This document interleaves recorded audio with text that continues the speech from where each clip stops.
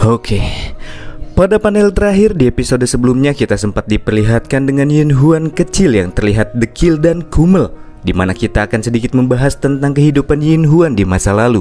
Dan diketahui wanita tersebut dulunya tinggal di sebuah desa kecil kumuh di pelosok hutan belantara. Ia juga mempunyai kedua orang tua yang tinggal bersamanya.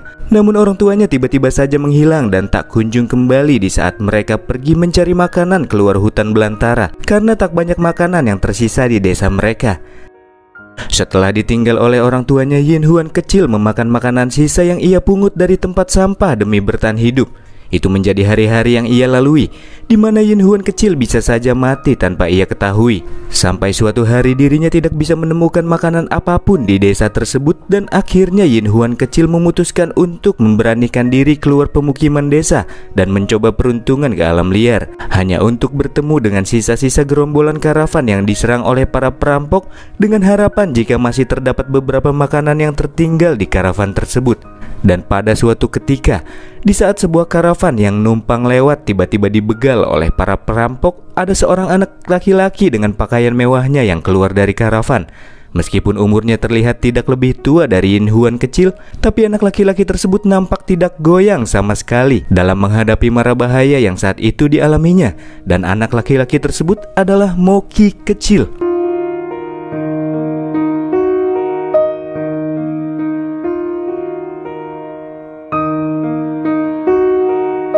Moki kecil juga memerintahkan para pengawalnya sambil menggunakan sihir lemahnya untuk mengacaukan musuhnya. Tapi di sisi lain, Yin Huan kecil melihat beberapa perampok yang diam-diam menyelinap di belakang Moki serta bersiap untuk menyerangnya. Pada saat dimana sebuah sabetan tertuju ke arah Moki, tiba-tiba saja Yin Huan kecil bergerak secara alami dengan mengorbankan dirinya sendiri untuk menyelamatkan Moki yang padahal ia tidak kenal sama sekali. Dan sejak saat itulah tidak ada lagi gadis kecil malang di hutan belantara, dan grup Hanmo kini memiliki satu anggota baru, yaitu Yin Huan. Dan dengan bergabung ke dalam grup Hanmo menjadi titik balik dari kehidupan Yin Huan yang saat itu kebutuhannya selalu dipenuhi oleh grup Hanmo. Tapi bukan hanya itu saja, Moki atau yang ia panggil dengan sebutan Tuan Muda bahkan menghabiskan banyak uang hanya untuk melatih wanita tersebut. Dan itu semua demi menjadikannya kekuatan utama di dalam tim Mogong. Dan itulah alasan yang membuat Yin Huan sampai detik ini tidak bisa lepas dari sosok sang Tuan Muda. Meskipun Moki sendiri menggunakan cara-cara yang kasar kepada Yin Huan untuk mencapai tujuannya, wanita tersebut tidak akan bisa menolak perintahnya begitu saja.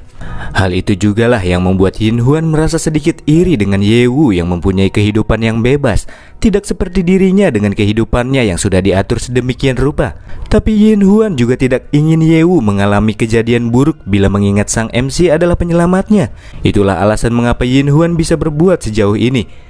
Hingga akhirnya setelah menyarankan beberapa hal kepada Ye Wu, ia pun bermaksud untuk segera pergi. Tapi tiba-tiba saja, tanpa sedikit pun keduanya sadari, muncul seorang pria bernama Wan Hao yang mempunyai level 125, di mana pria ini merupakan petarung terkuat nomor 2 di dalam tim Mogong.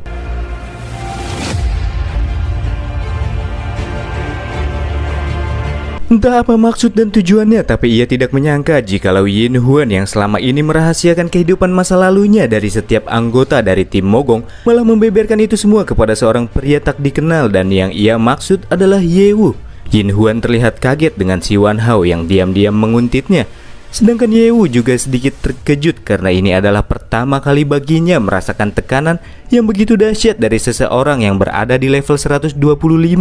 Tapi jika dilihat dari tingkah laku serta perawakannya, pria ini bukanlah orang yang jahat.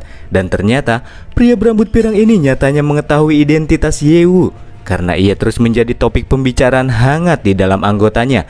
Dan sang MC sudah diberi julukan oleh mereka, yakni Ye Wu yang legendaris, karena ia sudah menyebabkan Yin Huan kehilangan sang bos dunia. Legendaris? Aku bukanlah orang yang seperti itu. Jadi siapa saudara besar ini? Tanya Ye Wu. Hingga akhirnya Yin Huan pun memperkenalkan identitas Wan Hao kepadanya. Dan kemudian kedua pria ini pun melakukan beberapa perbincangan untuk mempererat tali silaturahmi di antara keduanya. Di dalam obrolan mereka, Wan Hao yang mendengar ucapan Ye Wu yang bersikap rendah hati agar tidak terlihat mencolok, menegaskan kepada Ye Wu jika orang yang sudah merebut bos dunia dari Yin Huan itu tidak bisa dianggap sebagai orang sembarangan. Sambil pria tersebut melepaskan pukulan madun yang nyaris saja mengenai Ye Wu. di mana pukulan tersebut juga menjadi awal dari dimulainya duel di antara pria sejati. Dan sesaat setelah beradu kekuatan, meskipun Yewu hanya menggunakan 60% dari kekuatannya, tapi ia yakin jikalau pria yang ia lawan adalah sosok yang terasa begitu mengerikan. Sementara itu Wan Hao yang setelah menerima pukulan Yewu kini juga menyadari jikalau kekuatan sebenarnya dari bocah tersebut kira-kira berada di level 100-an. Wan Hao pun akan mencoba untuk lebih serius kali ini. Ia juga mengatakan jikalau Yewu adalah orang yang sudah membuat Yin Huan menderita dan sampai dihukum. Jika aku tidak mengalahkanmu sekarang, aku tidak akan bisa tidur malam ini, ucapnya. Tunggu sebentar, dihukum? Bagaimana bisa? Yewu yang baru saja mengetahui hal itu pun langsung dijelaskan Wan Hao apabila Yin Huan telah diskors dari timnya yang diakibatkan karena Yewu sudah merampas bos serta menghancurkan misinya. Dan ia juga diminta untuk merekrut Yewu ke dalam tim Mogong. Jika tidak, akan ada hukuman lebih besar yang siap menantinya. Yewu yang tidak menyangka semuanya akan menjadi seperti itu juga merasa aneh jika mengingat obrolan sebelumnya di mana Yin Huan tidak pernah sekalipun menyebutkan kata-kata perekrutan dan hanya menyarankan beberapa hal kepadanya. Tanpa diduga di balik sikapnya yang dingin masih tersimpan hati yang baik yang ia sembunyikan. Dan karena masalah Yin Huan terjadi karena ulahnya, Yewu akan bertanggung jawab. Ia pun berjanji jikalau ia akan menggunakan misi di dalam dungeon ini untuk menemukan cara membebaskan Yin Huan dari hukuman yang ia dapatkan. Nice. Setelah melihat kelakuan Yewu yang sangat merasa bertanggung jawab, pria ini pun merasa lega dan kemudian langsung pergi begitu saja. Dan mereka akan kembali bertemu di dalam dungeon besok lusa. Diikuti dengan Yin Huan yang kembali menyarankan kepada Yewu untuk berhati-hati karena tingkat kesulitan dungeon tersebut terbilang cukup tinggi. Dan ia juga tidak boleh memprovokasi ketua dari tim Mogong sama sekali. Aku akan melakukan yang terbaik dan tidak akan main-main. Jadi tunggu saja kabar baik dariku, Yin Huan. Keesokan harinya, singkat cerita, kita diperlihatkan dengan Yewu, Yunfei, Kiki, dan Nana yang tengah dalam perjalanan pulang seusai berbelanja di black market setelah membeli equipment yang dibutuhkan untuk meningkatkan kekuatan dalam persiapan menuju dungeon besok hari. Meskipun memiliki saldo banyak di dalam rekeningnya, tapi agak sedikit menyesal karena ia sudah meremehkan kemampuan para wanita dalam hal berbelanja, di mana Yewu sudah menghabiskan uang sebesar 30 juta yuan dalam waktu setengah hari saja. Dan inilah outfit terbaru mereka.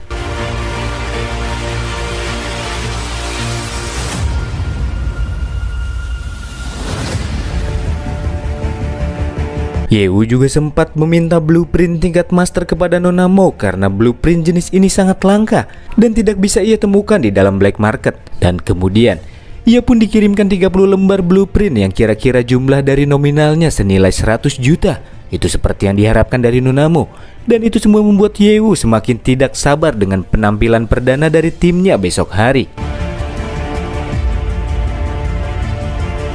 Sampai akhirnya tibalah hari di mana raid dungeon akan dilaksanakan. Terlihat banyak sekali orang-orang yang berkumpul di depan portal dungeon dengan tujuan untuk mempertunjukkan eksistensi serta kontribusi mereka kepada grup Hanmo yang mereka naungi. Di antara kumpulan-kumpulan manusia tersebut juga ada Yewu bersama dengan anggotanya yang didominasi oleh wanita, di mana orang-orang yang melihat mereka pun mulai membicarakannya. Hey, King Team, itu adalah Yewu yang legendaris, tapi mereka hanya tim sampah level 1 dan tidak perlu dihiraukan. Tapi pada akhirnya, tim yang dipimpin Yewu pun semakin mendapatkan cibiran-cibiran pedas dari anggota tim lainnya yang menyatakan jikalau King Team ini tidak mempunyai kualifikasi dan bahkan untuk menjadi umpan monster saja tidak akan berguna. Dan hanya kualitas dari para gadisnya sajalah yang cukup tinggi. Maukah kalian para gadis bermain bersama kami? Ucap salah satu dari mereka. Setelah mendengar cemoohan dari orang-orang tersebut, Lao Feng pun terlihat sangat emosi. Tapi sebelum keadaan semakin memanas, Yewu menghentikan Lao Feng dan menyuruhnya untuk tidak bersikap impulsif, mengingat ini adalah aksi perdana King Team. Jadi ya, tidak usah ladeni mereka. Dan di saat si pria botak terus mengolok-olok Yewu dari arah belakangnya, muncullah Wan Hao sambil menyuruhnya untuk minggir karena sudah menghalangi jalannya. Dan kemudian si botak pun meminta maaf dengan mereka-mereka orang yang langsung kabur terbirit-birit setelah kedatangan pria kuat tersebut. Dan kedua pria yang sempat bertarung sebelumnya ini kembali dipertemukan, di mana kedekatan di antara Yewu dan Wan Hao semakin membuat heran si pria botak dengan bocah yang dibawa oleh Mo Keur alias MC kita. Bagaimana itu bisa terjadi? Dilanjutkan ke sisi Wan Hao yang masih merangkul Yewu. yang bukan hanya datang dan sekedar menyapa dirinya, tapi ia juga akan memperkenalkan anggota-anggota dari tim Mogong yang akan menjalankan raid kali ini. Sedangkan Yewu masih merasa aneh dengan perlakuan pria so akrab ini, padahal keduanya baru bertemu satu kali saja. Orang pertama yang ia perkenalkan adalah Ji Wang Chuan, di mana pria tersebut merupakan kekuatan tempur terkuat di dalam tim Mogong, sekaligus menjabat sebagai ketua.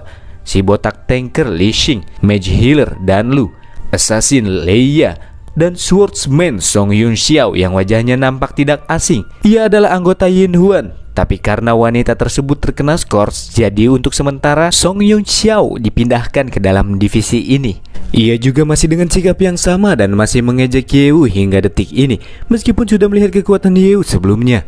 Dan kemudian sang MC tiba-tiba saja menghentikan langkah sang ketua Mogong, di mana dirinya secara basa-basi meminta maaf karena sudah merampas bos monster.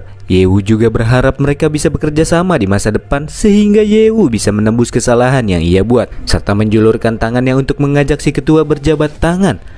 Anak itu ingin berjabat tangan dengan Ji Wang Chuan. Sepertinya ia sudah gila kan? Aku yakin kali ini akan ada pertunjukan yang bagus. Hehehe, ucap kedua cunguk ini. Tapi nyatanya sang ketua menjabat tangan Yewu sambil mengatakan untuk tidak mengecewakan dirinya dan juga Moki. Dan hal tersebut pun membuat para anggota tim Songong ini kaget tercengok-cengok setelah melihat Yewu yang memiliki kedekatan dengan orang-orang kuat. Hingga akhirnya kedua tim ini pun berpisah. Pada saat berjabat tangan dengan ketua Mogong, Yewu merasakan jikalau dirinya sempat dipindai dan diintip-intip olehnya. Tapi tentu saja sistem raja di tubuhnya tidak akan semudah itu bisa ditemukan oleh Ji Wang Chuan. Tak lama setelahnya muncul seorang pria berpedang dua dan juga mendengar obrolan dari Yewu dan ketua Mogong yang diketahui bernama Lu Changfeng yang berasal dari tim Battlestorm. Mereka adalah tim yang dikirim oleh Nona Mo untuk menjaga tim Yewu di dalam dungeon.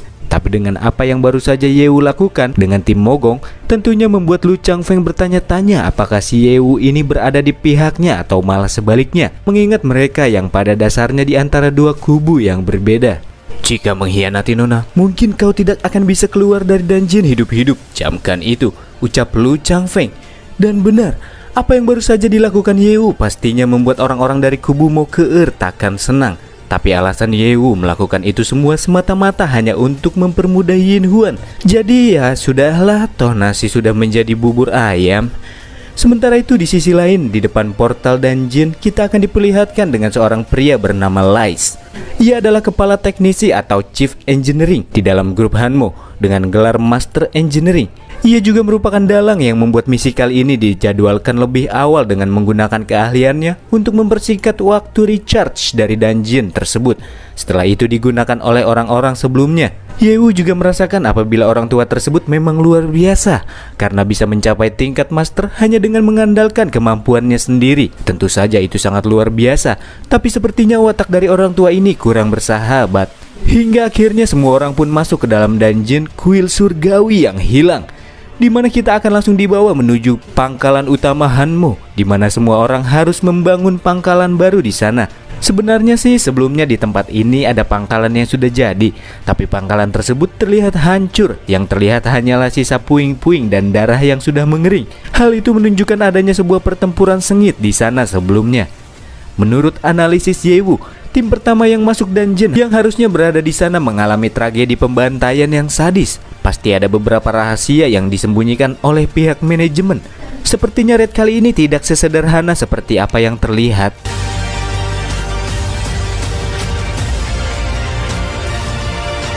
Singkat cerita, Yewu dan yang lainnya mendapatkan quest lanjutan yang berisikan bahwa mereka harus melindungi mesin penambang nomor 38 yang terdapat di lokasi pertambangan dan menggunakan mesin tersebut sebagai alat untuk menambang magic crystal yang nantinya magic crystal yang didapatkan akan diubah menjadi poin tim. Quest ini juga dimaksudkan untuk membangun kembali pangkalan yang udah hancur karena magic crystal akan sangat dibutuhkan sebagai sumber dari energinya. Tapi mesin tambang berlevel 40 yang ada di sana nampaknya terlihat sangat usang dan rapuh, dan rasa-rasanya itu bisa saja rontok kapan saja. Di dalam quest ini Yewu juga harus berkolaborasi dengan tim yang dipimpin oleh si pria botak konyol sebelumnya. Pria ini pun terlihat sangat tidak senang karena harus bekerja sama dengan tim pemula. Tapi yang paling penting untuknya bagaimana mungkin bisa mengumpulkan poin tim dengan menggunakan mesin rongsok ini. Poin tim?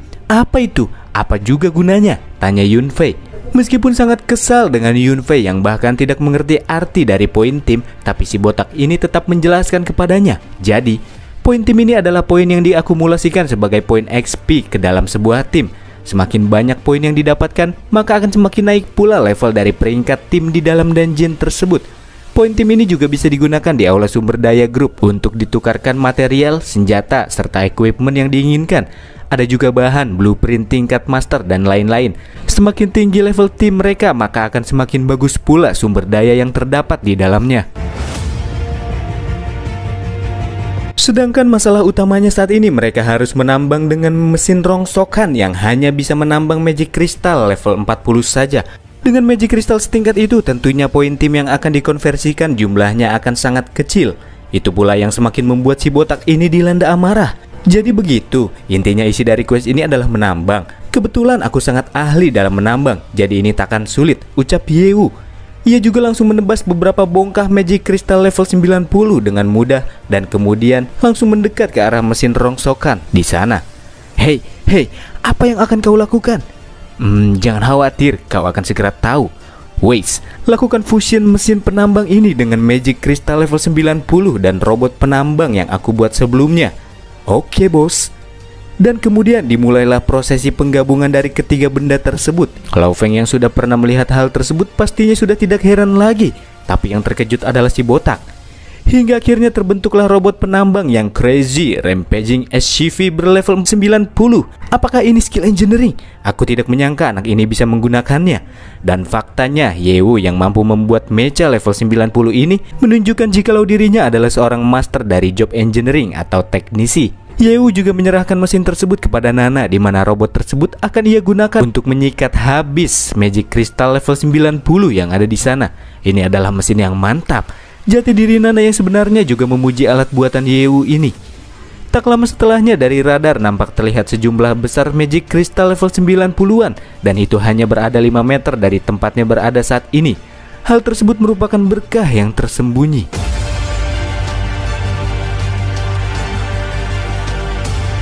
Bor besar yang terdapat di tubuh meja tersebut tanpa basa-basi langsung digunakan untuk menggali lubang dengan cepat, dan tak lama setelahnya langsung terlihat bentuk fisik dari magic crystal level 90 dalam jumlah yang besar. Tapi Nana yang terlihat masih kurang puas terus menggali lebih dalam, hingga akhirnya poin tim yang mereka peroleh langsung meroket secara drastis. Salah satu anggota dari si botak ini pun tidak menyangka, karena pada dasarnya magic crystal level 90 ini harusnya membutuhkan detektor level 90. Dan detektor level 90 ini hanya bisa dibuat oleh master engineering level 90-an saja. Bagaimana bisa anak ini? Mendengar betapa bodohnya anak buahnya, ditaboklah ia oleh si botak. Karena anak buahnya ini masih belum juga mengerti situasi yang sudah jelas ini. Karena sudah pasti Yewu adalah seorang master yang sudah menyembunyikan jati dirinya, tutur si botak. Dan setelah pria ini tahu jikalau Yewu ada di tingkat yang berbeda, ia pun langsung meminta maaf atas perbuatan-perbuatannya yang telah lalu. Yewu juga menjawab jikalau itu bukanlah masalah, karena sang MC sudah kerap kali melihat hal-hal sepele seperti ini semasa hidupnya. Selama tidak menjadi musuh, Yewu pun akan membagikan sebagian poin tim kepada si botak. Sementara itu, orang-orang yang berada di ruang monitor main base ternyata dibuat heboh setelah melihat aksi dari tim Yewu melalui drone yang tak kasat mata, di mana King Team yang dipimpin oleh Yewu yang sebelumnya menempati posisi terakhir secara tiba-tiba melesat ke posisi pertama. Namun pengawasan dari drone yang telah mereka kirim tidak menunjukkan tanda-tanda pelanggaran ataupun kecurangan. Mengubah mesin usang level 40 menjadi mecha super level 90 membuat si kepala teknisi mengira jikalau Yewu tidak hanya pandai dalam job engineering, tapi ia juga sangat ahli dalam hal ini. Meskipun bocah tersebut hanya berlevel 10, ia juga mengira setidaknya Yewu ini berada di level 90-an harusnya. Dan kemudian orang-orang di dalam ruang monitor malah kembali dikejutkan dengan sang MC yang menyapa mereka melalui drone yang padahal tak kasat mata. Dan diketahui jika drone tersebut adalah salah satu senjata canggih yang dibuat oleh si pak teknisi. Yewu yang dapat dengan mudah menemukan alat tersebut membuat pak teknisi ini semakin yakin jikalau Yewu berada di tingkatan yang mungkin sama dengannya.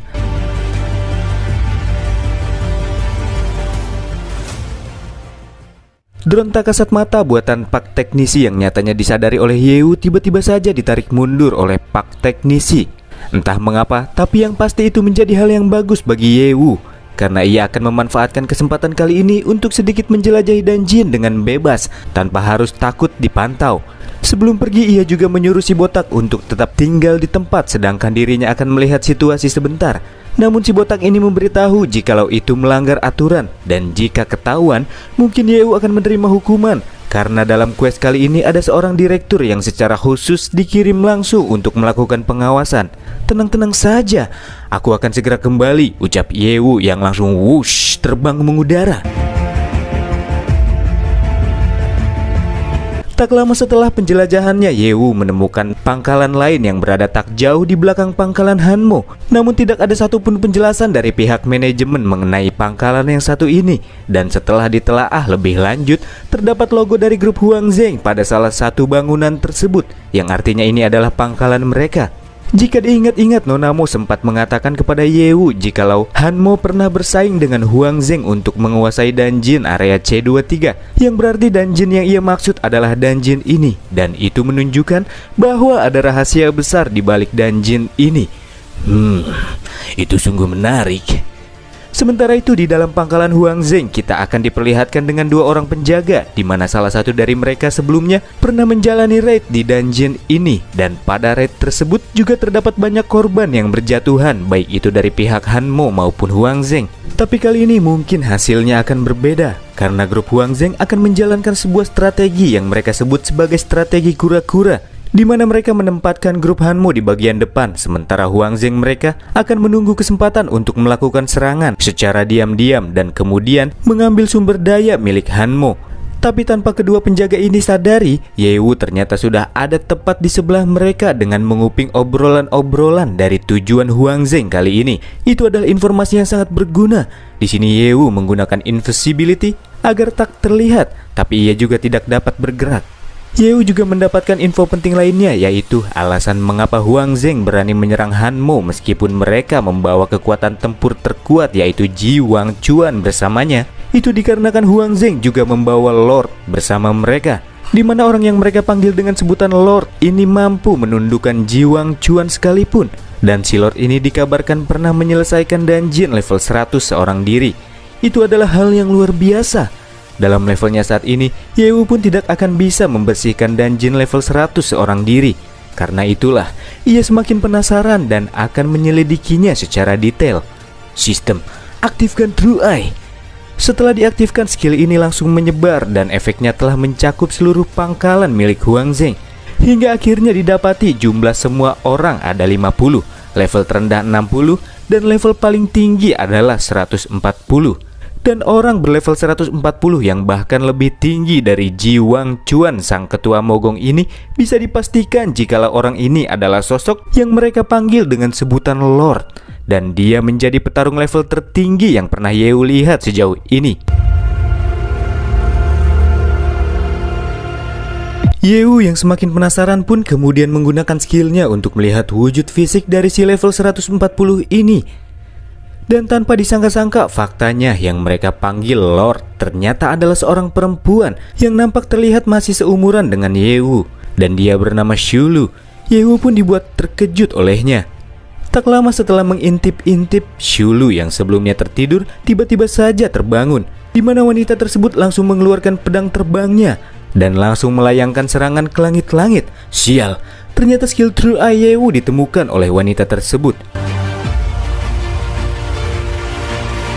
Setelah melepaskan serangannya, Shulu merasakan jikalau respon lawan sangat cepat yang membuat pedang terbangnya tidak mengenai target. Apakah ada orang seperti ini di grup Hanmo? Ini akan menjadi sangat menarik, pikirnya.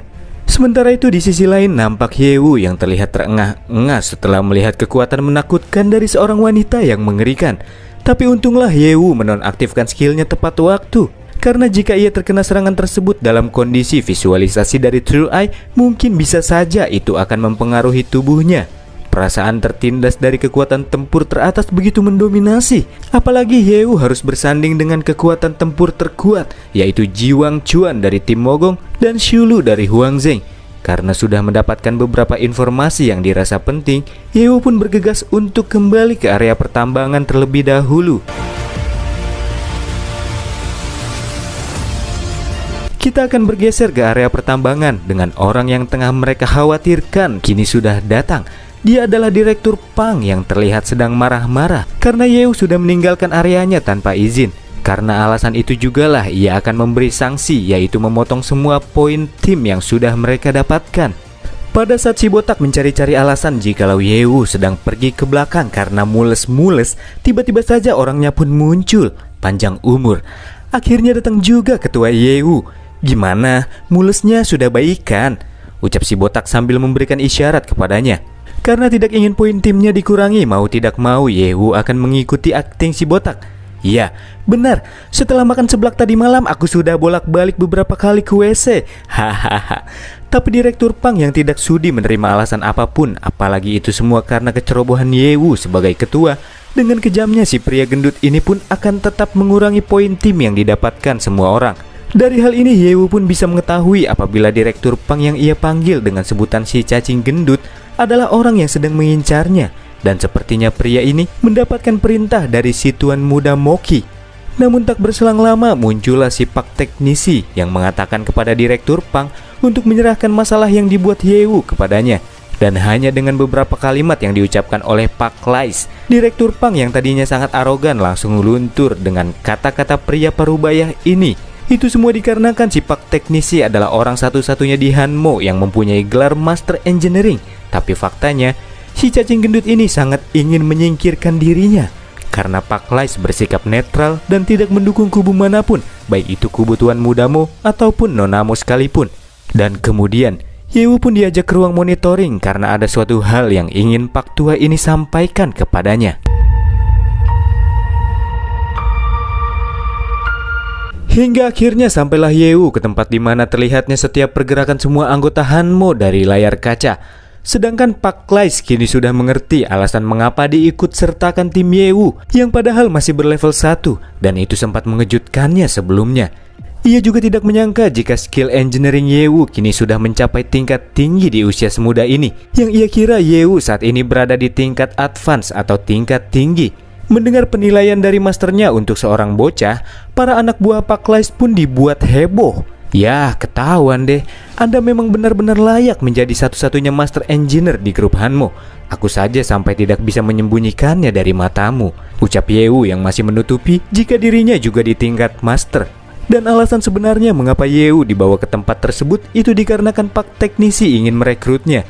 Tentu saja tidak ada keraguan bahwasannya Yehu memiliki bakat luar biasa dalam job ini. Itu semua agar Yehu cepat berkembang. Ia juga menyarankan agar Yehu membubarkan tim pemulanya dan kemudian bergabung ke dalam departemen yang ia pimpin. "Terima kasih Master atas kebaikanmu, tapi aku hanya menganggap job ini sebagai hobi, kerja sampingan." Di mana kata-kata yang Yehu ucapkan langsung menyulut api amarah dari mereka para bawahan yang menganggap jika Yehu sudah merendahkan para sarjana yang belajar dalam bidang teknisi. Tapi mereka-mereka ini hanya salah faham. Tidak ada sedikit pun niat Yehu untuk merendahkan job ini, tapi sebaliknya, ia sangat menghormati para sarjana yang sudah berjuang dengan bekerja tanpa lelah demi kemajuan bangsa dalam bidang ini. Namun sayangnya Yehu harus menolak tawaran dari Pak teknisi. Itu karena ia lebih suka membunuh setiap musuh dengan berdiri di garis depan daripada beraksi di balik layar, gitu. Ya, karena Nak Yehu memiliki ambisinya sendiri, jadi dengan berat hati si Pak Tua ini harus merelakannya. Untuk masalah poin tim tenang saja, itu tidak akan dikurangi. Juga masalah Direktur Pang akan diurus pula olehnya. Tapi ingat, bantuan darinya tidak gratis. Yehu akan berhutang budi untuk dimintai pertolongan pada suatu hari nanti. Karena ia yakin dengan kemampuannya, Yehu akan menjadi orang besar di masa depan. Dan itu merupakan sebuah janji yang telah keduanya sepakati. Tapi di saat itu pula suara alarm pun berbunyi, di mana hal tersebut adalah sebuah tanda dari dimulainya tragedi-tragedi berdarah yang akan segera dimulai.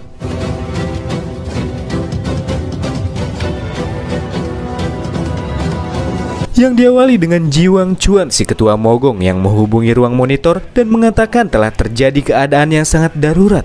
Dan ini harus ia sampaikan sesegera mungkin, bahwasannya Si ketua beserta segenap jajarannya yang tengah dalam perjalanan menuju kuil para Zerg atau kuil surgawi yang hilang di pusat dungeon untuk melakukan penyidikan, langsung memperlihatkan kondisi terkini di mana terlihat para pasukan Zerg yang tak terhitung jumlahnya, dan itu beberapa kali lipat dari jumlah yang diperkirakan, dan mulai keluar lebih awal untuk meratakan pangkalan utama Hanmo. Sedangkan tim Mogong yang sudah sampai di setengah perjalanannya tidak akan kembali ke pangkalan. Kenapa? Itu karena para Zerg yang keluar dari sarangnya tentu membuat pertahanan markasnya kosong, dan itu merupakan kesempatan sempurna untuk bisa menyerangnya. Dan segenap pertahanan di pangkalan Hanmo akan diberikan kepada si Paktua teknisi di saat tim Mogong menyerang kuil para Zerg. Dalam situasi pembangunan pangkalan yang baru saja dimulai serta ketiadaan dari tim Mogong, tentunya masalah ini akan sangat beresiko. Apalagi hanya tersisa 4 jam sebelum kedatangan para Zerg yang sudah siap menyerbu pangkalan. Dengan sumber daya serta tenaga kerja yang dirasa kurang untuk bisa tepat waktu membangun benteng pertahanan, membuat salah satu anggota teknisi frustasi dan memutuskan untuk kabur dari tugasnya saat itu. Direktur Pang yang baru saja tiba langsung disuguhkan dengan pemandangan kematian dari si teknisi yang mencoba kabur. "Anggotaku tidak membutuhkan pengecut. Siapa yang berani kabur, maka siaplah untuk segera dikubur," teriak Pak teknisi secara lantang. Sedangkan kemunculan Direktur Pang yang baru saja mendengar info tentang serbuan para Zerg malah marah-marah kepada Departemen Engineering yang masih belum membuat benteng pertahanan, yang membuat situasi malah semakin keruh dibuatnya. Dan tanpa basa-basi, Pak Lais pun menginstruksikan kepada seluruh bawahannya untuk segera menyelesaikan benteng dalam waktu 3 jam ke depan. Tapi di sini ia sendiri sadar, meskipun seluruh anggotanya bisa menyelesaikan pembangunan benteng dalam waktu 3 jam, benteng yang mereka bangun hanya mampu menahan para Zerg dalam jumlah yang sama seperti sebelumnya. Sedangkan jumlah Zerg kali ini berkali-kali lipat dari jumlah sebelumnya, yang tentunya itu semua hanyalah pekerjaan sia-sia. Pada momen-momen putus asa yang membuat kecut wajah si Paktua, Yewu malah membuat keadaan semakin menggila, di mana sang MC yang meninggalkan area pertambangan sebelumnya mengatakan bahwa sebelumnya ia pergi ke pangkalan Huang Zheng dan kemudian mendapatkan info rahasia, yakni Huang Zheng akan menyerang Hanmo di saat mereka diserang oleh para Zerg, yang pastinya kerugian yang didapat akan semakin besar pula jumlahnya. Setelah mendengar informasi Yewu, Pak teknisi percaya bila informasi tersebut benar adanya, karena Huang Zheng ini memang tidak sekali dua kali menggunakan strategi picik macam ini. Dan karena Yewu bertanya, Pak Lais pun menjelaskan, meskipun jumlah dari para Zerg berlipat ganda, namun sepertinya serangan tersebut tidak akan berdampak bagi pangkalan Huang Zheng, karena tempat yang mereka pilih untuk membangun pangkalan mereka adalah ngarai di belakang pangkalan Hanmo.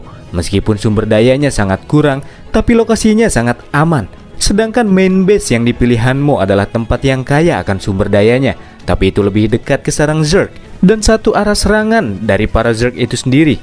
Itulah mengapa Huang Zheng tidak akan menahan para Zerg yang akan menjadi masalah bagi grup Hanmo. Dalam kondisi rumit ini, haruskah kita mundur dari dungeon terlebih dahulu, lalu kembali setelah mengumpulkan kekuatan? Apakah itu bisa dilakukan? Tanya Yewu. Dan jawabannya tentu tidak bisa. Karena membuka portal dungeon besar seperti ini akan membutuhkan jumlah energi yang besar pula. Portal tersebut saat ini sedang dalam proses recharge energi dan diperkirakan akan memakan waktu hingga 10 jam untuk bisa menyelesaikannya. Oleh karena itulah semua orang harus bahu-membahu mempertahankan nyawa mereka sampai 10 jam mendatang jika ingin keluar dari dungeon ini.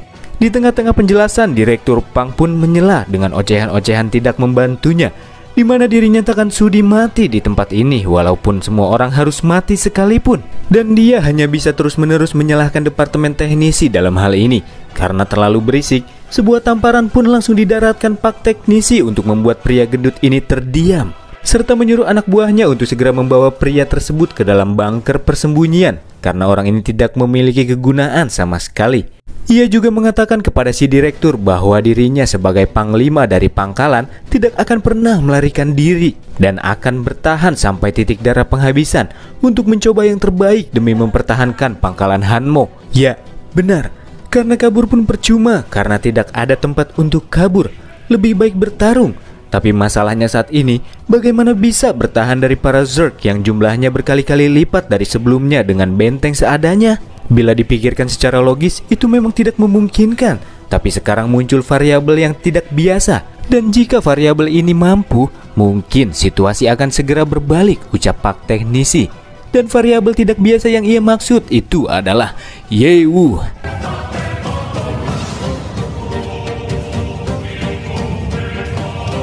Hah? Aku? Ya, benar. Karena faktanya selama ini si Pak Tua sudah mengetahui jika Yewu adalah seorang master engineering. Dan dengan keberadaan Yewu, pastinya persentase kemenangan akan semakin meningkat pula. Hah? Apakah benar anak ini adalah seorang master? Tanya para anggota setelah mendengar pernyataan si Pak Tua. Dan di saat itulah, Yewu melakukan pembenaran dari apa yang sudah disampaikan Pak Lais bahwa dirinya merupakan seorang master dari job engineering. Terus kalau begitu, apa yang harus aku lakukan selanjutnya? Tanya Yewu. Ya, aku ingin kamu pergi ke garis depan dan mendirikan pos terdepan di bagian depan pangkalan untuk menghadapi serangan para Zerg untuk mengurangi jumlah mereka. Ulur waktu sebanyak mungkin untuk mempertahankan main base. Itulah yang harus dilakukan oleh Yewu selanjutnya. Namun pada dasarnya perintah yang diberikan si Pak Tua sama saja dengan menyuruh Yewu untuk bunuh diri.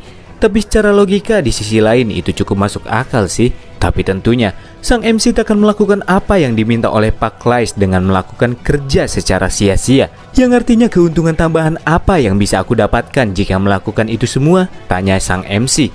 Di sisi sebelahnya mendengar ucapan Yewu yang masih saja mencari-cari keuntungan dalam kondisi kritis ini membuat para anggota teknisi semakin panas dan geram dengan sang MC.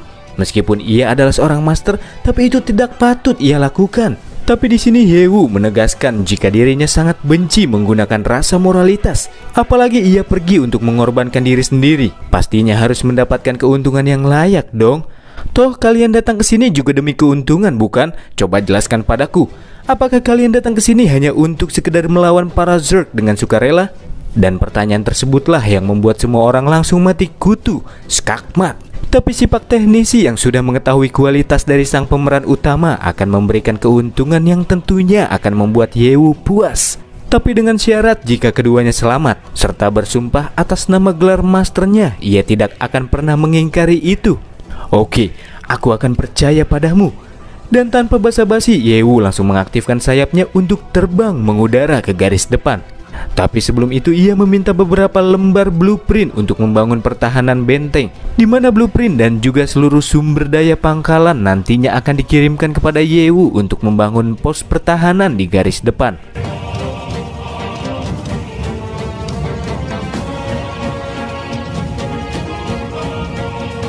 Sebelum pergi terlalu jauh, tak lupa-lupanya Yewu menyampaikan kepada setiap anggotanya bahwasannya ia akan pergi ke garis depan untuk menahan invasi dari para Zerg, yang tentunya langsung mengundang kekhawatiran Yunfei, Lao Feng dan juga yang lainnya.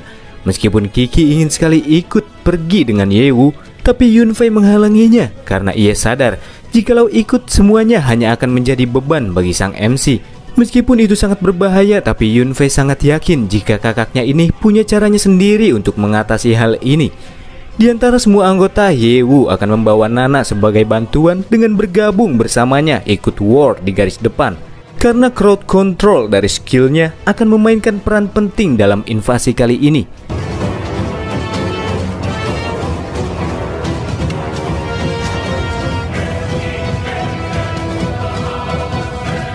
Dan kemudian, Yewu dan Nana pun telah tiba di lokasi yang sudah ditentukan oleh Pak teknisi. Itu adalah tempat yang sangat strategis untuk membangun pos pertahanan, di mana tempat-tempat tersebut berada di antara dua sisi pegunungan dan Yewu hanya perlu membangun pos di tengah-tengahnya demi memblokir jalur serangan dari para Zerg. Tapi hanya dengan itu saja pastinya tidak akan sanggup menahan serbuan dari para Zerg bila mengingat jumlah dari mereka yang di luar nalar.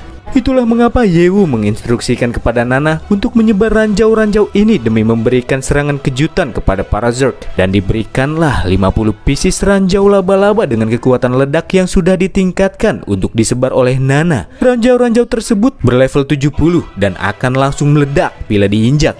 Weiss, ambilkan blueprint tingkat master yang dapat menghasilkan senjata paling kuat serta pertahanan level tinggi. Meskipun tidak yakin dengan seberapa besar serbuan invasi dari para Zerg kali ini, tapi ada satu hal yang pasti, yakni melakukan yang terbaik untuk tidak pernah membiarkan para pasukan Zerg bisa lewat dengan mudah.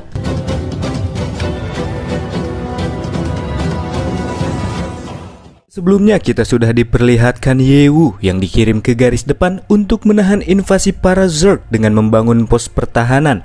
Dan untuk dapat membangun pos pertahanan tersebut, langkah pertama, Yewu membangun perangkat transfer sumber daya yang digunakan untuk mentransfer sumber daya dari pangkalan Hanmo ke tempat Yewu berada saat ini. Langkah kedua, yaitu membangun tembok pertahanan. Dan karena tembok-tembok ini sangat sederhana dan tidak dapat menahan serangan ganas dari para monster, maka Yewu akan melakukan sedikit modifikasi pada tembok tersebut, di mana ia menggabungkan dinding atau tembok tersebut dengan generator shield, hingga terciptalah Shield Defensive Wall level 80 yang cukup kokoh untuk menahan terjangan dari para monster. Dan langkah selanjutnya akan menjadi langkah yang paling penting, dan itu adalah pertahanan. Di sini Yewu mengeluarkan 3 buah senjata berat dengan masing-masing level 80 sebagai guna menyerang para Zerg yang datang secara intens. Di saat itu pula muncul peringatan yang berisikan jikalau tingkat konsumsi dari sumber daya yang Yewu gunakan terlalu cepat dan sudah melewati angka 50% dari sumber daya yang ada. Di sisi lain, di ruang monitoring juga terjadi kehebohan akibat Yewu sudah begitu banyak menghabiskan sumber daya sekaligus. Selain bertindak sembrono, mereka juga takut apabila Yewu akan menghabiskan seluruh sumber daya yang membuat pangkalan Hanmo akan berhenti beroperasi nantinya.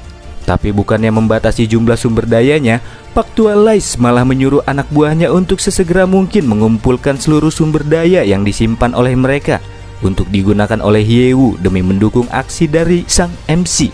Karena Paktua ini tahu betul alasan mengapa Yewu dapat dengan cepat menghabiskan sumber dayanya. Itu bukan karena ia sembrono, tetapi itu dikarenakan anak tersebut sudah memodifikasi atribut serta level dari senjata-senjatanya, sehingga membuat konsumsi dayanya berlebihan.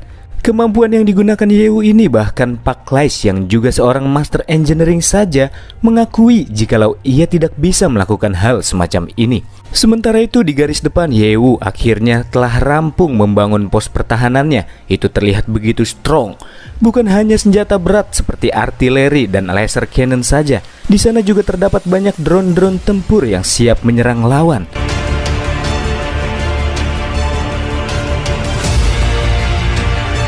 Dengan waktu yang tersisa 30 menit sebelum kedatangan para Zerg, dan di sisa-sisa waktu ini ia akan memanfaatkannya untuk membuat pertahanan di dalam tubuh para petarung, yang diantaranya ada Comet, Waze. Segera ambil gambar transformasi yang cocok untuk Crimson Comet di dalam storage. Dan karena Yewu saat ini berada dalam status akun MOS, maka Comet akan lebih cocok untuk transformasi mecha, ucap Waze. Terdapat selembar resep blueprint yang akan sangat bagus dengan itu, yaitu Thriller Mechanic Armor yang diberikan oleh Nona Mouse sebelumnya. Dengan atribut serta resistensinya yang bagus, blueprint ini sebenarnya dimaksudkan untuk manusia, tapi itu dapat dimodifikasi oleh Crazy Mouse dengan mudah. Ini adalah hadiah baru untuk Comet, di mana tubuhnya mulai bereaksi dan menjadi dewasa dengan menggunakan skin terbarunya. Dengan tubuhnya yang terlapisi dengan metal-metal padat yang tentunya Comet sekarang semakin terlihat garang dan siap menerjang para Zerg. Di sisi lain, setelah melihat skin baru Comet, Nana pun memujinya. Namun di dalam hatinya, ia mengatakan itu cuma makhluk logam. Di planet asalku ada banyak yang seperti itu. Aku sama sekali nggak iri kok sama equipment barunya.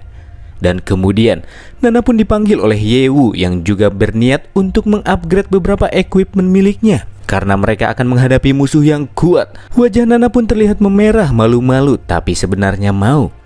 Namun ia berpikir makhluk tingkat rendah seperti manusia tidak akan bisa memahami arti dari kekuatan serta keindahan di dalam kehidupan para mekanik. Dan inilah sosok dari sang ratu mekanik dengan tubuh sempurnanya.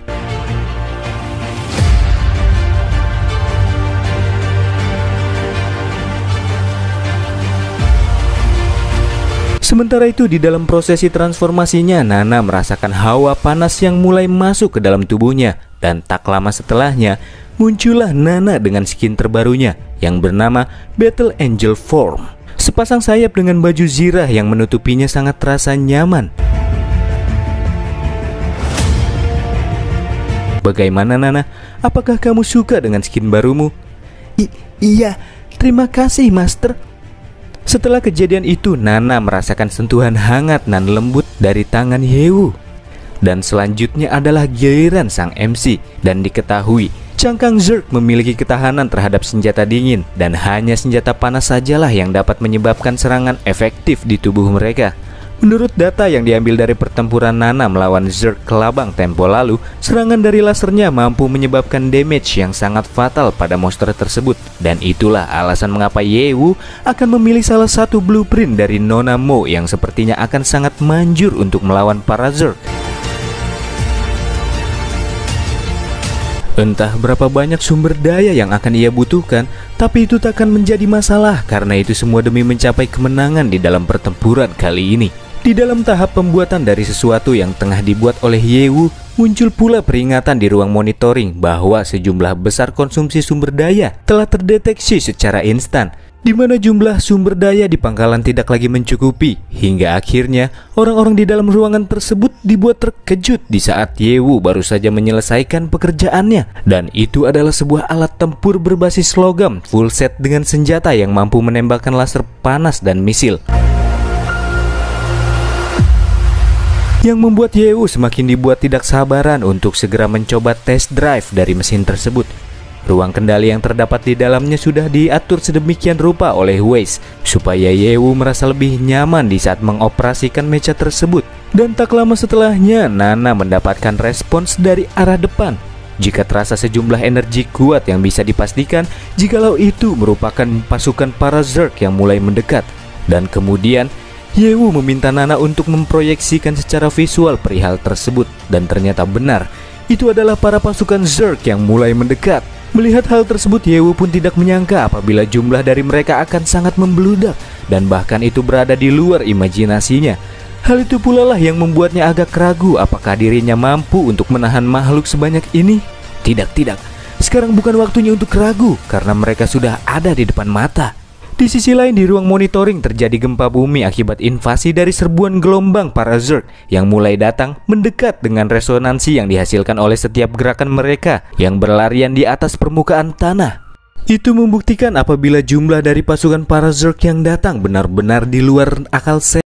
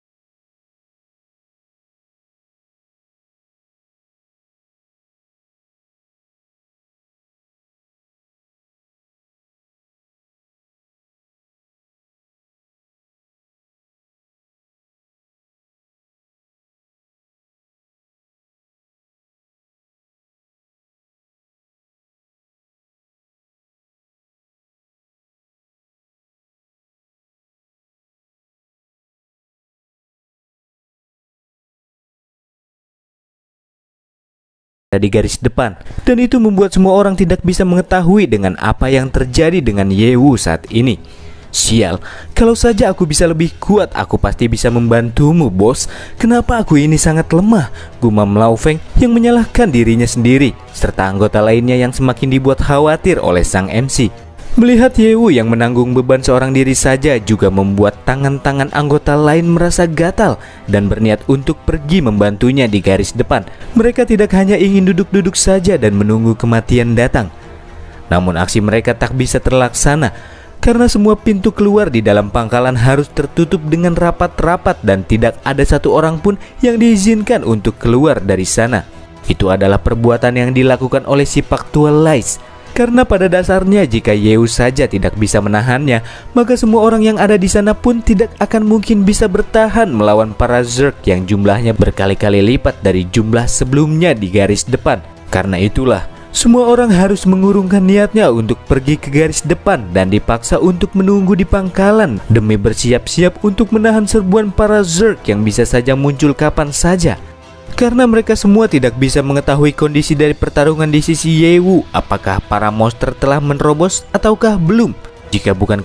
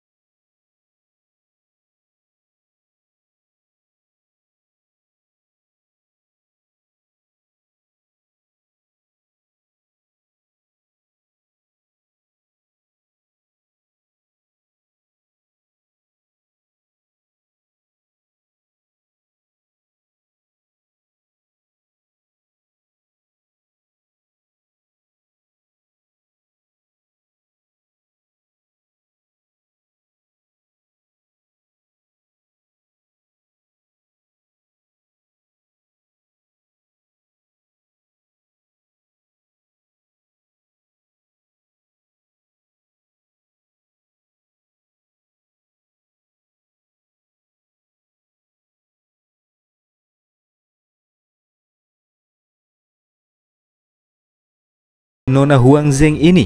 Meskipun ia sangat kuat, tapi para Zerg berpikir jikalau satu orang saja tidak akan bisa membunuh seluruh kawanan mereka. Siapa yang bilang aku hanya memiliki satu serangan berskala besar? Frost, Death, Waltz. Skill Shulu yang satu ini nampak seperti jarum jam runcing yang berputar di bawah kakinya dan langsung mengibas para Zerg di dalam jangkauan tertentu. Sementara itu Nana yang sedang fokus melawan musuhnya juga masuk dalam jangkauan serangan Shulu. Tapi sebelum serangan tersebut mengibas Nana, Yewu berhasil menyelamatkan si Loli. Namun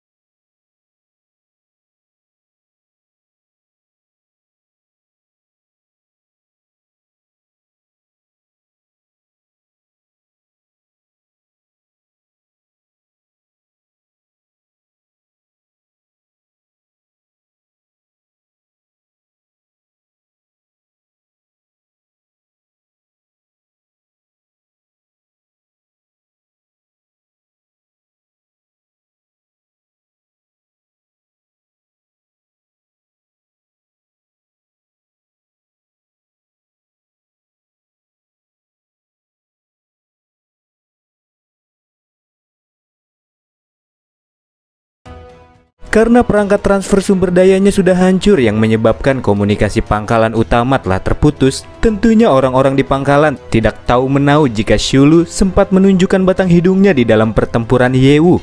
Yewu juga bermaksud untuk kembali ke markas utama sebelum segerombolan Zerg datang ke sana, sehingga semua orang bisa memahami situasi dan bisa bersiap-siap untuk menghadapi invasi.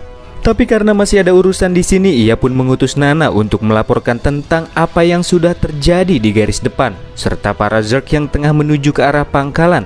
Namun sebelum beranjak pergi, Yewu memulihkan Nana terlebih dahulu dengan menggunakan semua sumber daya yang masih tersisa. Dan karena sudah kembali prima, bergegaslah Loli kita menuju pangkalan Hanmo. Sedangkan Yewu akan tinggal sebentar untuk menghadapi bosnya. Tentu ia takkan sendirian karena masih ada Crimson Comet yang akan berduet dengannya.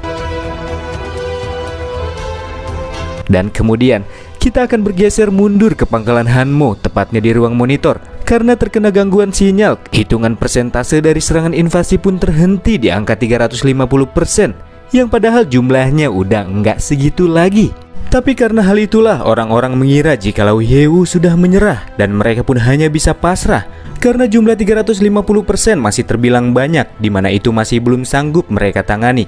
Sedangkan para teknisi yang juga belum mengetahui situasi terkini masih bertanya-tanya di dalam hati, mengapa sampai kini Yewu belum juga kembali. Padahal Cipak Tua ini sudah memperingati apabila Yewu tidak sanggup menahan amukan para Zerg, beliau menyuruhnya untuk cepat kembali sebelum mati.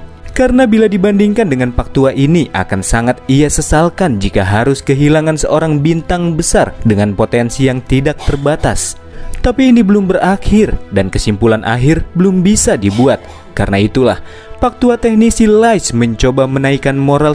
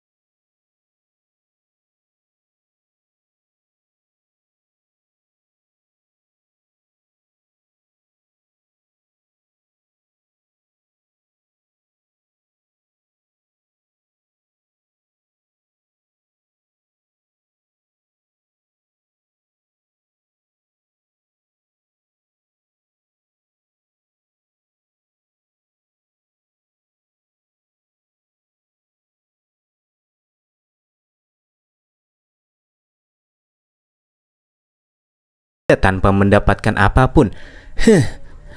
Tapi karena tidak ada pilihan lain,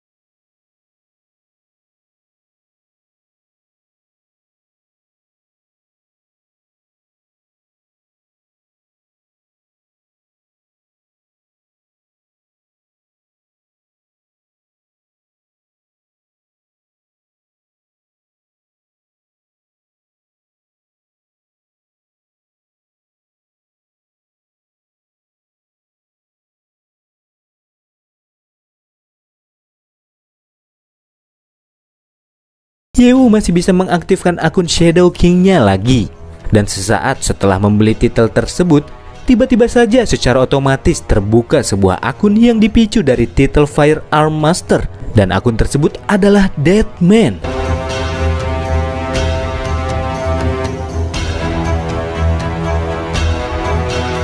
Diceritakan bahwa Deadman merupakan sosok yang mampu menggunakan semua senjata api, master pertempuran, yang juga sang eksekutor. Setelah pergi mengembara ke planet tempat tinggal Moss, keduanya pun menjadi teman. Itu karena kegilaan mereka yang serupa. Moss sudah membuatkan banyak senjata ampuh untuknya yang membuat Deadman ini semakin tak tertandingi. Dan sebelum Moss menghancurkan dunianya, Deadman melompat ke lubang cacing di luar angkasa. Dan sejak saat itulah Deadman menghilang. Wow, akun ini benar-benar akun gila seperti Crazy Moss. Namun akun tersebut tidak dapat digunakan dengan cara yang biasa, di mana Yewu hanya dapat menggunakannya ketika Firearm Master diaktifkan. Dan akan ada efek negatif setelah menggunakan akun tersebut. Mengenai efek sampingnya itu urusan belakangan. Apalagi Yewu sudah pernah merasakan efek samping Shadow King yang bahkan lebih mengerikan. Sistem, aktifkan Firearm Master dan ubah ke Deadman. Dan tiba-tiba saja ia pun langsung merasakan perasaan mengerikan, di mana dirinya merasa bagaikan seluruh kegilaan menyelimutinya. Aku ingin membunuh. Semua monster harus mati di tanganku. Hahaha. Dan inilah perwujudan Deadman yang kini memegang senjata antar dimensi di tangan kanannya serta pedang berjeriji di tangan kirinya.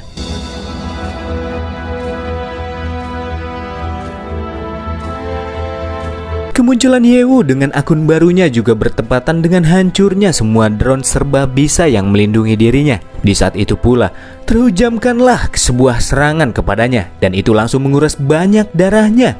Meskipun terkena serangan yang cukup fatal, namun karena kegilaan Deadman mendominasi tubuhnya, Yewu malah terus tertawa dan menganggap jika serangan dari si bos monster cuma terasa gatal saja.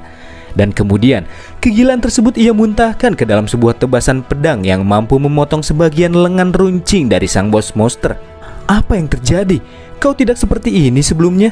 Kau benar-benar sudah berubah, ucap si bos yang terlihat kebingungan dengan perubahan Yewu yang signifikan.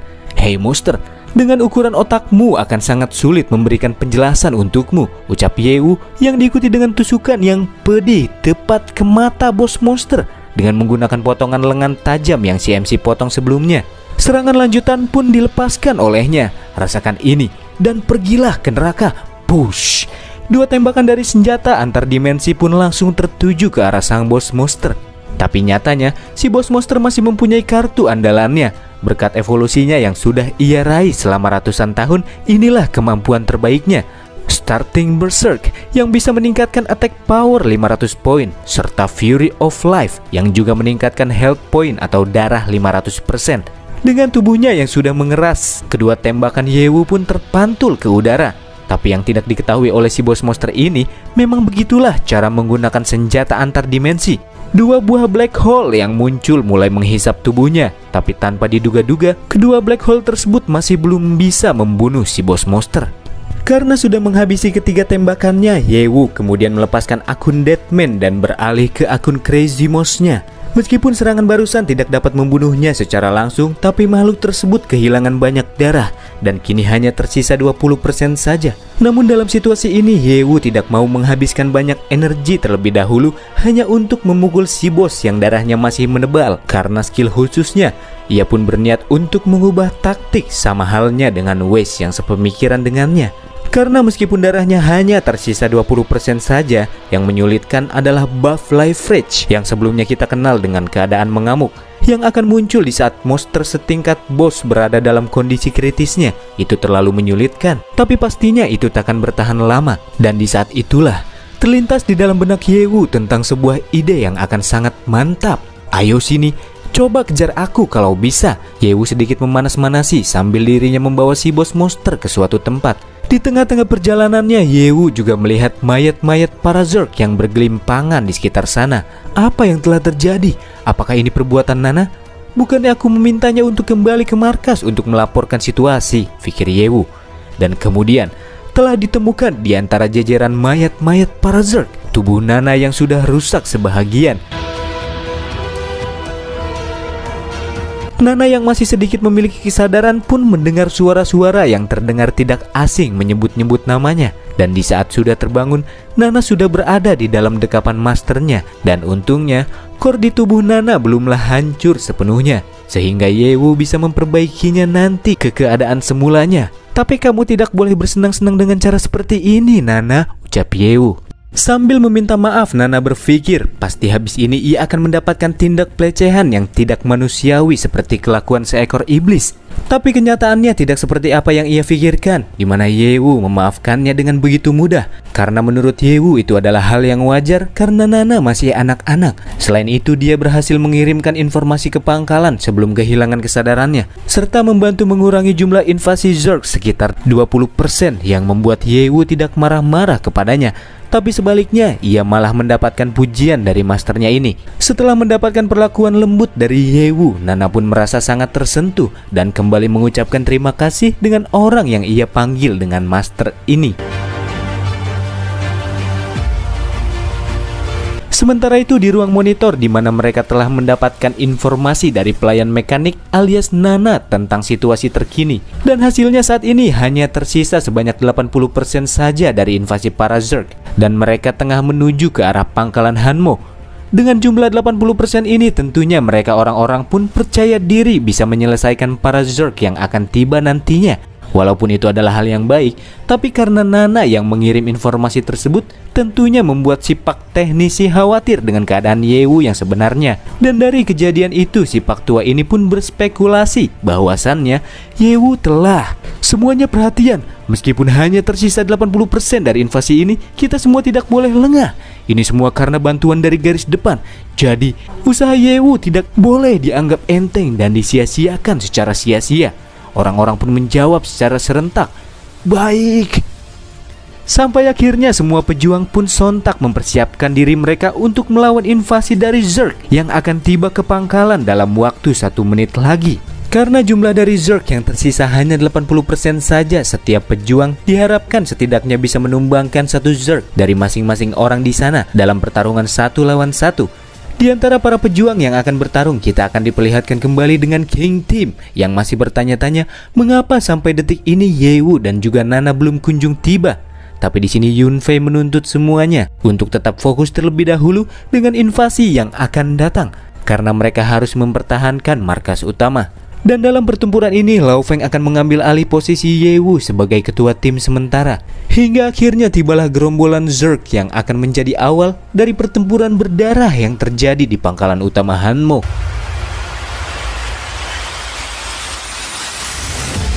Setelah beberapa saat terjadi pertempuran di luar benteng pertahanan, perisai dari gerbang utama yang tidak mampu bertahan dari amukan para Zerg kemudian dapat dijebol oleh seekor monster elit yang terlihat cukup kuat. Namun di dalam benteng pangkalan sudah menunggu tiap anggota tim dari grup Hanmo yang sudah siap untuk melancarkan serangannya. Hingga akhirnya medan pertempuran pun semakin memanas. Kerjasama dengan ritme yang selaras berkat arahan Lao Feng membuat pertarungan tim Yewu bekerja dengan baik di saat mereka melawan musuh-musuh yang datang dan menerjang. Untuk orang-orang dengan level rata-rata 40-an, tim mereka bisa melakukan kerja tim dengan cara yang luar biasa. Tim ini benar-benar berbeda, pikir si botak yang kemudian ikut join ke dalam tim. Karena si botak ini tidak ingin membiarkan bakat-bakat luar biasa di masa depan harus mati di tempat ini. Namun tiba-tiba saja muncul sebuah entitas mengerikan yang mempunyai level lebih tinggi bila dibandingkan dengan gerombolan Zerg lain yang terdapat di sana. Dia adalah seekor monster elit berlevel 85 yang sebelumnya pernah muncul, serangga berjirah emas.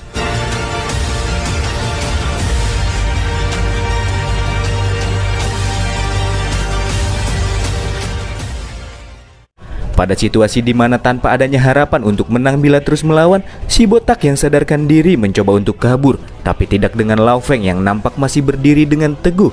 Faktanya ia sendiri pun sadar apabila dirinya takkan sanggup untuk dapat mengalahkan Zerg tersebut. Namun ia memberanikan diri untuk bisa menahan si monster demi memberikan waktu kepada si botak agar ia bisa melarikan diri, serta meminta kepada si botak untuk melindungi para wanita dari King Team. Karena Lao Feng tidak yakin apakah ia masih bisa hidup ataukah tidak setelah bertarung melawan Zerg berzirah emas ini. Walaupun jelas-jelas terlihat lemah di mata sang monster, tapi Lao Feng tidak gentar sedikit pun. Sepertinya masih ada pejuang tangguh di antara kalian para manusia, ucap si monster. Dan untuk menghormati betapa besarnya keberanian Lao Feng, makhluk tersebut pun langsung menyerangnya dengan bet-bet dengan menggunakan segenap kemampuannya. Dan sesaat setelahnya, makhluk itu pun malah dibuat agak terkejut dengan Lao Feng yang tidak wafat secara instan. Padahal si monster telah menggunakan kekuatan penuhnya, di mana masih tersisa 20% dari darahnya. Entah dengan apa yang baru saja terjadi, namun itu adalah keberuntungan baginya, yang juga menciptakan sebuah celah dan kemudian serangan balik pun ia daratkan.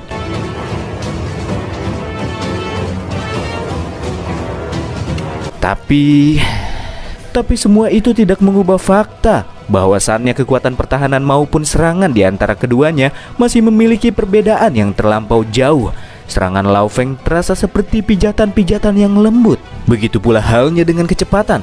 Pergerakan yang gesit dari si monster yang kini tepat berada di punggungnya dengan hujaman sama sekali tidak bisa terdeteksi oleh Lao Feng, dan ia pun sadar jikalau ini merupakan sebuah akhir baginya. Sebelum ajal menjemputnya, di dalam lubuk hatinya Lao Feng sempat memohon maaf kepada bosnya karena masih banyak kekurangan walaupun sudah melakukan dan mencoba yang terbaik dalam menghadapi setiap tragedi yang terjadi, sebab dirinya masih lemah. Tapi ternyata sebuah harapan pun muncul. Sebelum serangan si monster menyayat tubuhnya, beberapa tebasan yang jauh lebih cepat terlebih dahulu mengenai sang monster. Nona memang tidak pernah salah melakukan penilaian. Kau mempunyai keberanian yang cukup besar, nak. Aku akan mendukungmu untuk menjadi lebih kuat. Jadi, jangan mati dulu di sini, ucap Lu Changfeng yang kemunculannya turut menyelamatkan nyawa Lao Feng.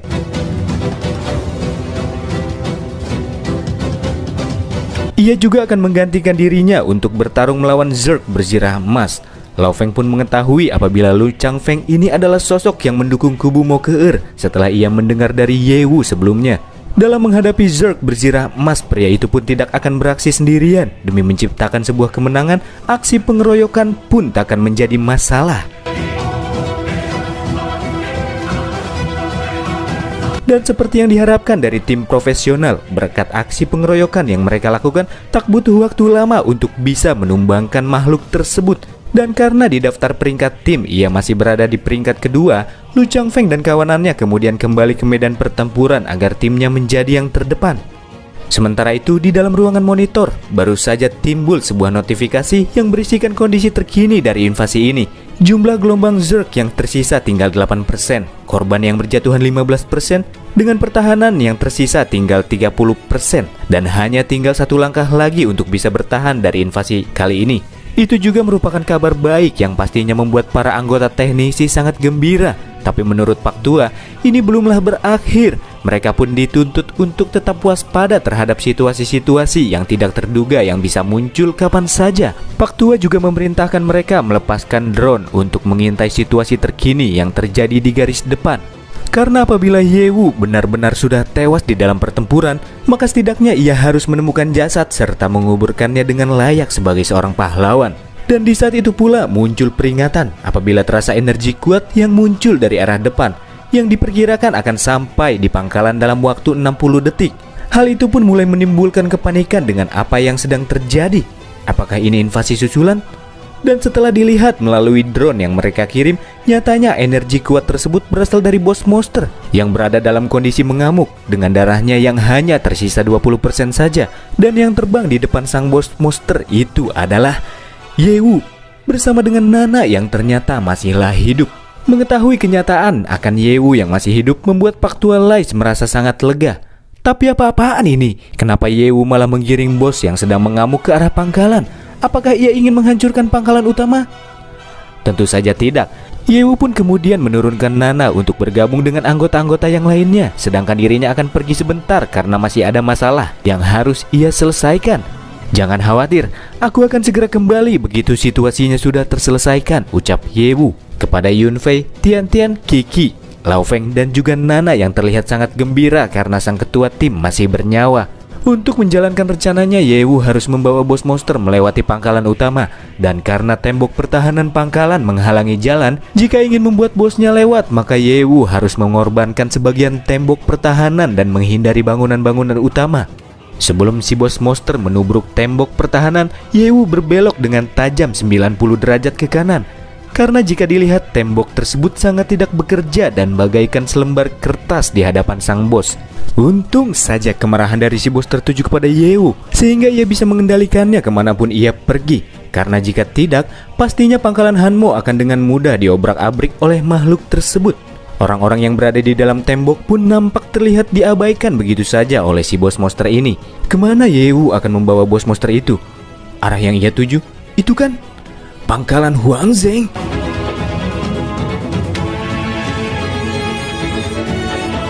Sementara itu kita akan beralih menuju pangkalan Huang Zheng dengan terlihatnya kumpulan orang-orang Huang Zheng yang tengah asyik bergosip setelah mendengar teriakan-teriakan keputusasaan yang berasal dari pangkalan Hanmo. Yang mereka kira pangkalan Hanmo saat ini pasti sedang diobrak-abrik oleh invasi para Zerg. Yang ditambah dengan sebuah fakta bahwa orang terkuat di tim Mogong malah pergi untuk menyerang kuil surgawi yang hilang, yang membuat orang-orang Huang Zheng ini semakin yakin apabila pangkalan Hanmo akan benar-benar hancur. Di antara orang-orang ini kita akan diperkenalkan dengan seorang wanita berkacamata. Ia bernama Ling Yuan yang menjabat sebagai seorang direktur di grup Huang Zheng. Wanita ini juga sempat menggosipkan tentang orang yang ia panggil Lulu alias Shulu, yang selalu berbuat semena-mena sesuka hatinya. Dan saat ini ia masih belum kunjung kembali setelah pergi ke garis depan. Tapi di sisi lain ini merupakan hal baik untuknya, karena jikalau Shulu terus berbuat semena-mena seperti ini, maka bisa saja ketua dewan grup Huang Zheng akan mencopot status dan juga pangkatnya. Karena pasalnya, Nona Ling Yuan ini tidak menyukai Shulu dengan statusnya sebagai orang terkuat nomor 1 di dalam grup Huang Zheng. Dan kemudian kita juga akan diperlihatkan dengan orang terkuat nomor 2 di Huang Zheng yang bernama Hardy dari tim Pluto. Berbeda dengan Shulu yang seorang independen, Hardy ini berada di bawah kaki Ling Yuan dan tunduk kepadanya. Ia juga memperkirakan apabila Shulu saat ini sedang pergi ke kuil surgawi yang hilang seorang diri. Dan hal tersebut tentunya sangat memungkinkan bila melihat kepribadian Shulu yang tidak bisa dikendalikan. Sendirian pun tidak akan jadi masalah bagi wanita tersebut karena ia benar-benar sangat kuat. Iya, Ling Yuan juga tidak menyangkal dengan Shulu yang mempunyai kekuatan yang amat mengerikan. Meskipun hanya seorang diri saja, tapi Shulu mampu menekan seluruh tim Pluto yang dipegang oleh wanita berkacamata ini, yang mencegah timnya menjadi kekuatan nomor 1 di grup Huang Zheng. Itulah mengapa Ling Yuan tidak menyukai Shulu. Ia pun berharap jika Shulu bisa tewas di kuil surgawi yang hilang, agar tim Plutonya bisa naik ke posisi pertama. Dan itulah sedikit konflik yang terjadi di dalam grup Huang Zheng. Dan dilanjutkan dengan Ling Yuan yang bertanya kepada Hardy berapa lama bagi mereka akan menyerang pangkalan Hanmo. Hardy pun menjawab 5 menit lagi. Dalam penyerangan ini orang-orang pun terlihat sangat antusias karena mereka akan menerima kenaikan gaji serta promosi bagi setiap orang yang hadir di dalam penyerangan kali ini. Namun tiba-tiba saja terjadi gempa bumi yang sedikit menimbulkan kepanikan, diikuti dengan kemunculan seorang NPC yang datang terburu-buru dan melaporkan ada seorang pria bersayap yang datang dan menuju ke arah pangkalan Huang Zheng sambil membawa bos monster yang dalam keadaan mengamuk. "Apa maksudmu? Bukankah bos harusnya menyerang pangkalan Hanmo? Kenapa itu bisa datang kepada kita?" ucap Hardy dengan nada keras. Dan kemudian kembali dijelaskan oleh si botak NPC ini apabila dirinya tidak mengetahui alasannya mengapa ia hanya melihat seorang pria bersayap yang menuntun bos monster ke arah pangkalan. Dan kemudian secara tiba-tiba pria bersayap itu pun menghilang. Dari apa yang sudah ia dengar, Hardy berspekulasi jika ini adalah ulah yang dilakukan oleh orang-orang Hanmo, karena tidak mungkin ada seseorang yang bisa melakukan hal ini seorang diri. Sambil dirinya memerintahkan bawahan-bawahannya untuk segera bersiap-siap terhadap musuh yang akan segera tiba. Dan di saat itu pula muncul sang bos monster yang langsung membobol tembok pertahanan Huang Zheng yang terus-menerus mencari Yewu yang bersembunyi dengan menghancurkan bangunan-bangunan yang berada di sekitar sana. Amukan yang ganas dengan darahnya yang menebal sudah cukup untuk membuat orang-orang Huang Zheng lari terbirit-birit. Namun mereka sadar bila adegan ini terus berlanjut, maka lambat laun pangkalan Huang Zheng akan rata dengan permukaan tanah. Itulah mengapa mereka memutuskan untuk membalikan badan serta bermaksud untuk melakukan serangan penuh demi menyelesaikan pertarungan secara sempurna dengan si bos monster yang darahnya hanya tersisa 20% saja. Tapi serangan tanpa arah dari si bos yang mengira jika mereka orang adalah teman Yewu sepertinya tidak akan bisa semudah itu dihentikan. Sementara itu Yewu yang memberikan hadiah bos monster untuk pangkalan Huang Zheng masih tetap berdiri stay cool sambil menyaksikan jalannya pertarungan. Meskipun hanya tersisa 20% dari darah yang dimiliki si bos, tapi itu sudah cukup untuk membuat mereka mengalami banyak kerugian, yang membuat mereka kini tidak lagi mempunyai pasukan untuk menyerang pangkalan Hanmo. Dan inilah yang disebut dengan ide yang mantap. Pada awalnya Yehu sendiri sempat ragu mengenai keberadaan Shulu, yang jika wanita tersebut berada di pangkalan Huangzheng, pastinya ia akan dengan mudah menangani masalah ini. Semua perbuatan yang dilakukan Yehu tentu tidak akan ada artinya. Tapi untunglah wanita es tersebut sedang tidak ada di tempat ini. Dan sekarang tujuan Yehu adalah membiarkan darah si bos monster turun hingga 5%. Dan di saat itulah ia akan menculik kill dari bos monster, di mana hal tersebut akan menjadi titik final dari rencana yang ia buat. Setelah bersusah payah menahan amukan dari tiap serangan yang dilepaskan oleh si bos, akhirnya pasukan-pasukan elit Huangzheng berhasil menurunkan health point dari bos monster sampai ke angka 6%. Dan hanya tinggal sebentar lagi untuk bisa membunuhnya. Orang-orang Hanmo ingin menggunakan bos untuk menghancurkan kami, tapi sayangnya kalian sudah berbuat fatal karena sudah mengurangi darah bos monster.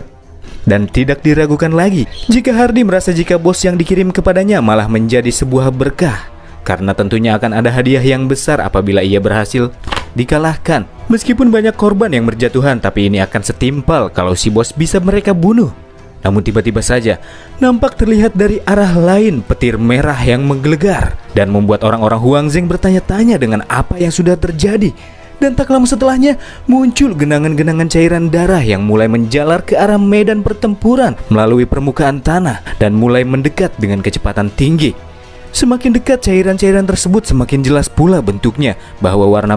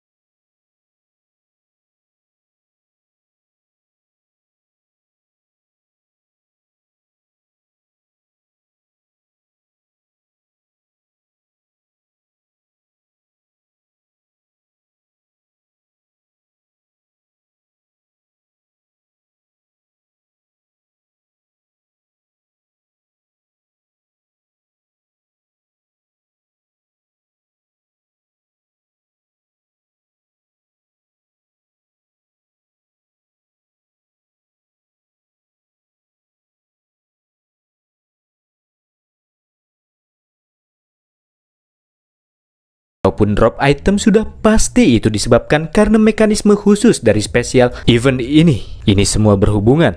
Dan setelah debuffnya berakhir, ia pun akan langsung bergegas pergi kembali ke pangkalan Hanmo untuk bertemu dengan Yunfei dan juga yang lainnya.